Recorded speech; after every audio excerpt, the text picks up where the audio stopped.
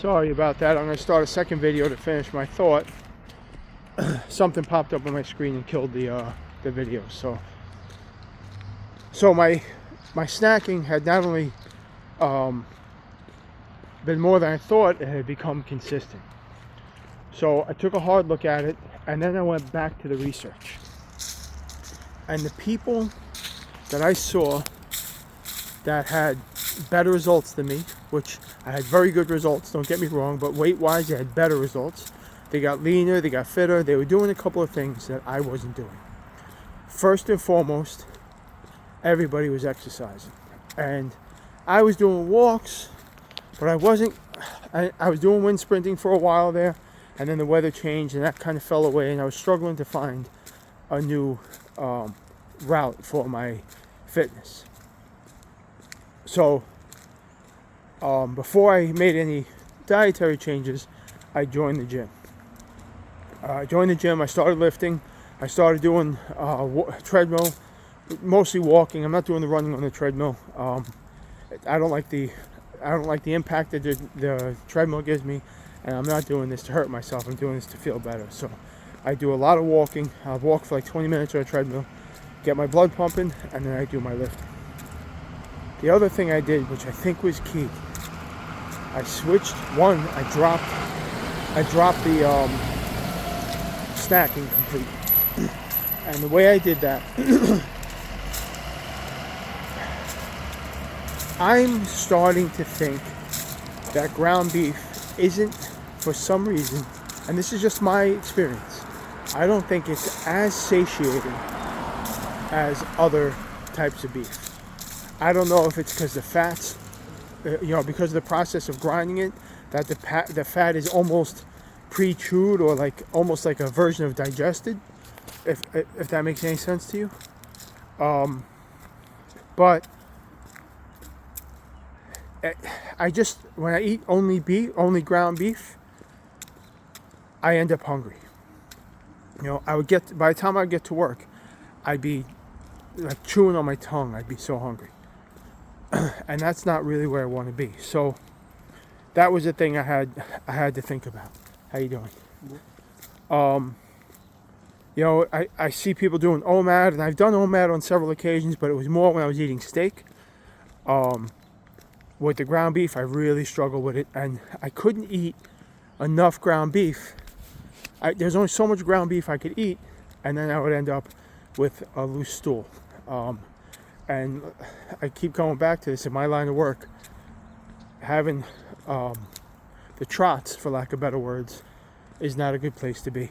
Sometimes I'm 1,000 feet in a tunnel, and that's just to get out of the tunnel. And the bathroom, if there's a bathroom, could be another 1,000 feet away. So it could put me in a precarious situation.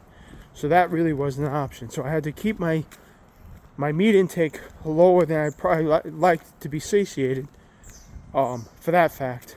And like I said, I just don't think, there's been times where I ate 3-4 pounds of ground beef, and I still found myself kind of wanting for something. Can you survive on it? Yes. Can you thrive on it? Yes. Can you cure health issues? Absolutely. But for me, it just, for whatever reason, I did very fatty ground beef. I did 73% lean ground beef. It just wasn't getting the job done. And I even cooked it on the raw side of rare, to keep most of the fat solid. So I don't know what that is. I'm not going to try to explain it. I just know that's what it was for me. So what I ended up doing is I added eggs to my morning meal. So I'll have some ground beef. I don't measure. I don't weigh it. When I'm done, it's a full bowl of food. But I do ground beef with 5 eggs scrambled. And I cook them all together, so it's like it's all mixed in. And that's my morning breakfast. Not my morning. Well, I'll get to that. And then my second meal is, I think I've said in another video, a good friend of mine, his hobby is smoking meats. He has a big green egg smoker. He loves doing it. So I bought a 14 or 15 pound brisket and was trying to figure out how I was going to cook it. And I remembered that he likes to do it, and I asked him, and he said, you know what, not only I'll do it for you, I could do it for you every time you buy one. He goes, it's what I love to do, so it's not an issue. So to me, that's a win. He gets to do something he loves to do, and I absolutely love smoked brisket.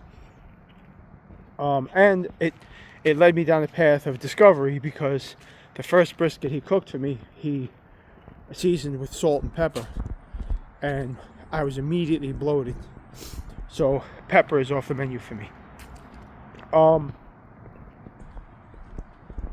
The second thing I recognized is I need a hell of a lot less brisket to feel full and satiated and to get through a longer period of time than that could possibly need of ground beef. You know, I would eat a pound of ground beef and still be, I'm not weighing it, this is an estimation, and still be struggling with hunger, you know, partially way through my 12-hour fast. I eat my ground beef in the morning with the 5 eggs, and then what I did with my eating habits is I switched it to 18 and 6. So I fast for 18 hours, and I keep my eating window within the 6-hour window. For those of you familiar with carnivore, this is a very common practice. And this is what the final piece to my puzzle. So, at the beginning of my 6-hour eating window, which I do at 1 o'clock in the afternoon, and I finish at 7 o'clock at night, is I'll do my eggs and beef in the morning for 1 o'clock, and my last meal is 2 slices of brisket, about a pencil width thickness, you know, number 2 pencil, and that's it. The first time I did it, I was like, there is no way this is enough food. I am going to be starving. But I wanted to see where my tolerance was, what the difference would be. I wanted to put myself to the test, and if it wasn't enough, I could always add. I know I'm not going to starve to death. I got plenty of body fat still left on my body, that once my body switched over, I'd be fine. So I'm not concerned about starvation. And if you starve to death in 18 hours, you're doing something drastically wrong to begin with. So the big changes I made, to sum it up, is I eliminated the snacking. And it wasn't even like hey, I'm not going to snack anymore. Once I switched over to brisket, which was before I really put 2 and 2 together on what I was doing wrong, the snacking just wasn't necessary anymore. So I'll do my eggs and meat in the morning, and my brisket, not in the morning, at 1 o'clock in the afternoon. I'll do my brisket at 6 or 7 o'clock. And the 18 hours just floats by, you know. I get a twinge here and there, and I started doing research, and they say, you know, during a fast, your hunger may come back. If you can stay it off for an hour, it's not really your hunger, it's your vagus nerve responding to the changes in your metabolism, whatever the case is. I'm not a scientist, I don't really know exactly the ins and outs of it, but those are the key words, I should say. So if you can keep it away for an hour, it'll go away and you'll be fine for the rest of the fast. And that happened to me once or twice where I had to kind of use a little willpower for an hour, but willpower I got in a long supply, so that's not a problem for me. But the benefit is, after 3 days of eating without the snacking and eating brisket and beef instead of just ground beef and adding the eggs, 9 pounds of weight loss. When I stepped on the scale, after I put 2 and 2 together, I had put on 10 pounds. So I lost all but 1 pound. What I am going to do is I'm going to get a digital scale, because my old style scale is kind of all over the map and it's hard to see exactly where it's at. I'm saying 9 pounds. It might have been 8, it might have been 10. And every time I get on the scale, it's a little different. So I may take a ride today and get a nice, inexpensive digital scale. You know, I'm budget friendly. If I can find a $20 digital scale, I don't need to know my body fat content. I don't need to know all that. I'm not doing this for that reason. Would I like to get lean? Sure. But if I don't see it in the mirror, what do those numbers mean? Nothing. So I'm just going to let it happen organically. I'm going to do my part to help the process. So I joined a gym. I'm doing weightlifting. I'm doing walking. I'm doing some body weight work, push-ups, sit-ups, and dips. I'm not killing myself. I'm not, I don't look like Arnold Schwarzenegger in the gym. And if you probably saw me in the gym, you're probably like, oh, this guy's not getting much out of that workout. But I'm in this for a lifetime. I'm not in this to get fit for the summer. I'm not in this to get lose 20 pounds for a wedding. Those mindsets to me are dangerous and unhealthy. Oh, it's 6 weeks till summer. I need to shred. I'm not doing that. My goal is to be as healthy as I could possibly be and to not sit on my hands while I'm doing it. Take an active role. Go for a walk. Today I wanted to go to the gym. It didn't happen. There was no way it was going to happen. A couple of things. I have a stray cat that we care for. We've been feeding for a couple of years now. We feed him 2 meals a day. We try to keep an eye on him, and he took a turn. So he needs surgery. He needs he has to have all his teeth removed. He needed a string of antibiotic, a flea treatment. He had a lot going on, and now after we did that, he got sick at a different level. So now he has an upper respiratory. He's in rough shape. And between what I've already spent this week and what I'm going to probably end up spending on his surgery, it's going to be the tune of about $1,500. And then we just had to add another vet visit tomorrow to get this upper respiratory infection checked out. Now, do I really have that money? No, I don't. I'll figure it out. You know what I mean? I don't really have it in me to walk away from an animal that's in need. And even if I do have an ounce of that, my girlfriend absolutely doesn't. So is it an option to let this cat suffer? Not for me. So like I said, it's not my cat. We care for it because it doesn't have anybody else to care for it. My girlfriend has a heart of gold. She's about the sweetest person I could ever ask to meet. I haven't met her match yet. I'm sure there's people out there just like her. I haven't met them.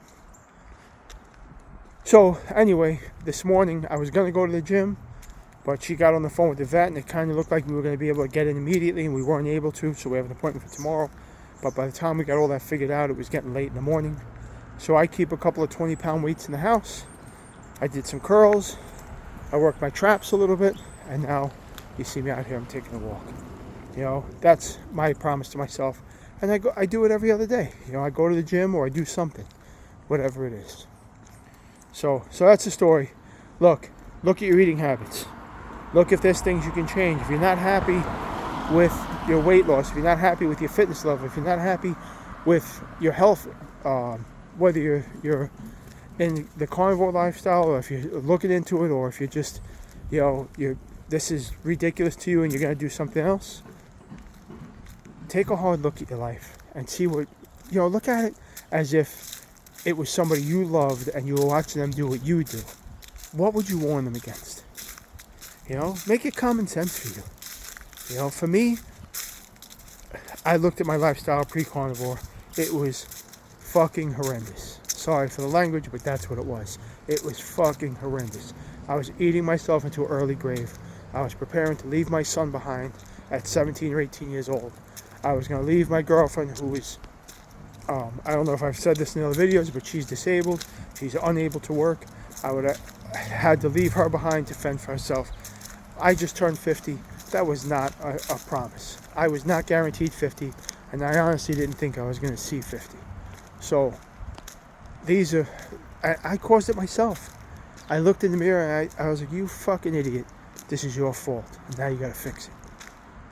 And that's where my journey started. And now, a year and 7 months later, 19 months later, it's 40 degrees outside. And I've now done probably 8 laps around my complex. I lifted weights for 20 minutes. And I'm down 75 pounds. I mean, it's a small decision. I'm just going to do better for myself. And I feel like I look fantastic. My confidence is through the roof. I feel great. So that's it. So the changes I made is because I switched what I was eating. It wasn't satiating me. I became satiated. because it became satiated, I was capable of shrinking my feeding window down to 6 hours and do 18 and 6 like a lot of carnivores do, a lot of successful carnivores do. And my energy is much better. And much better than it was even on carnivore. I don't find myself struggling for food. And when I leave a job site and guys I work with are stopping to pick up their lunch, because you obviously get a lunchtime, I'm not tempted to buy anything. Where I used to grab a beef jerky or try to find some kind of carnivore, if they would slice roast beef for me or whatever the case is. Now, I just don't need it. So, that's the story anyway. That's my update. It's a little long-winded, I apologize. And again, I'm sorry for the 2 videos. The first one got cut off by some app that keeps, I don't know what it is, I gotta figure it out, that keeps popping up on my phone and killing my videos. So with that, y'all, I hope you had a good time enjoying my 2 videos. These will be posted today, seeing that my phone updates them fast enough. And we'll see what you guys think. But like I said, I try to keep these videos as real as I can. I'm starting to learn to let my personality out more and more. My language from time to time may not be exactly what you're looking here, but it's harder to bite my tongue than to just be real with you. So that's what it is. All right, y'all. Listen, make the change. Do something. If you're not already in this, do Slim Fast. I hate that damn diet, but it works. I don't recommend carnivore to people who just want to lose weight. I used to. I don't anymore. Your why has to be strong enough than losing weight to stick to this diet, or this way of eating. I shouldn't call it a diet. My reason for sticking to this is I was gonna die. No doctor told me that. My internal senses went off, and I knew it was coming. And now, I can't even see death from where I'm standing. So, you don't want to do carnivore, or you have 30 pounds that are bothering you, and you don't feel like you're that sick, you're not in a lot of pain, you don't have a million things bothering you, cut your calories, do Slim Fast, do something else. You're welcome to watch my videos. I'm always going to be here, but you're not the person I'm trying to sell carnivore for.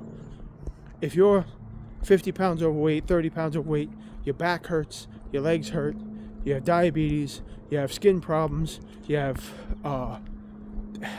any number of autoimmune illnesses, or just you've been a blue-collar guy like I have your whole life, and your body just hurts.